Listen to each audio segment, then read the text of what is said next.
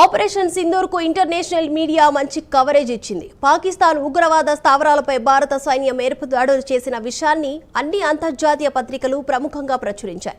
భారత సైనికులు చేపట్టిన మెరుపు దాడులను కళ్లకు కట్టినట్లు వివరించాయి. అయితే సంఘటనను రిపోర్ట్ చేయడంతోనే ఆగలేదు. అంతర్లీనంగా ఆపరేషన్ సింధూర్ కు మద్దతు పలకడం విశేషం.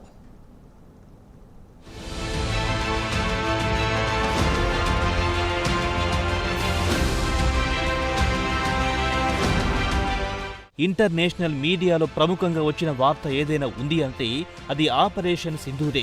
ఈ నెల 6వ తేదీన అర్ధరాత్రి దాటిన తర్వాత పాకిస్తాన్ అలాగే POKలోని 9 ఉగ్రవాద స్థావరాలపై భారత సైనికులు చేపట్టిన అనూహ్య ఆపరేషన్ హెడ్లైన్స్ గా మారింది. పెద్ద పెద్ద బొమ్మలతో ఫస్ట్ పేజీలో ఆపరేషన్ సింధూర్ గురించి వివరణాత్మకంగా కథనాలు ప్రకటించాయి అన్ని అంతర్జాతీయ పత్రికలు.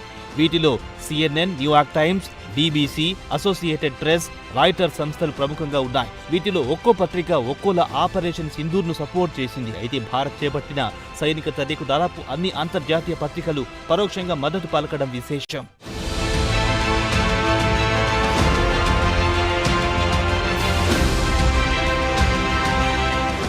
అయితే భారత సైన్యం చేపట్టిన మెరుపు దాడులను రిపోర్ట్ చేయడంతోనే అంతర్జాతీయ పత్రికలు సరిపెట్టుకోలేదు.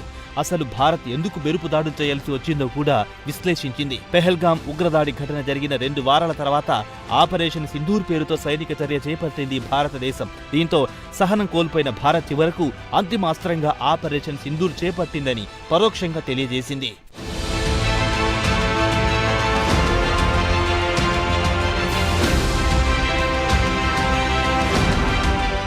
కాగా ఆపరేషన్ సింధూర్ ఫలితంగా 3 భారత సైనికాధికారులు ప్రాణాలు కోల్పోయారు. ఇదిలా ఉంటే భారత్ చేపట్టిన సైనిక చర్యల్లో కరుడుగట్టిన ఉగ్రవాది మసూద్ అజార్ కుటుంబం మొత్తం తుడిచిపెట్టుకుపోయినట్టు సైనిక వర్గాల సమాచారం. మొత్తం 9 ఉగ్రవాద స్థావరాలను టార్గెట్ చేసుకుని భారత సైన్యం మెరుపు దాడులు చేసింది. వీటిలో ఒక ఉగ్రవాద స్థావరానికి సమీపాన ఉగ్రవాది మసూద్ అజార్ కుటుంబం నివసిస్తోంది.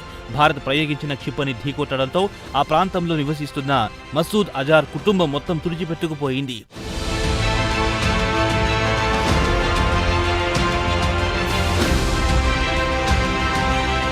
పాకిస్తాన్పై భారత్ ప్రతీకార దాడులు చేపట్టాలని పహల్గాం దాడి జరిగిన మర్నాటి నుంచి దేశ ప్రజలు కోరుతున్నారు. అయితే సైనిక చర్య అంటే మాటలు కాదు.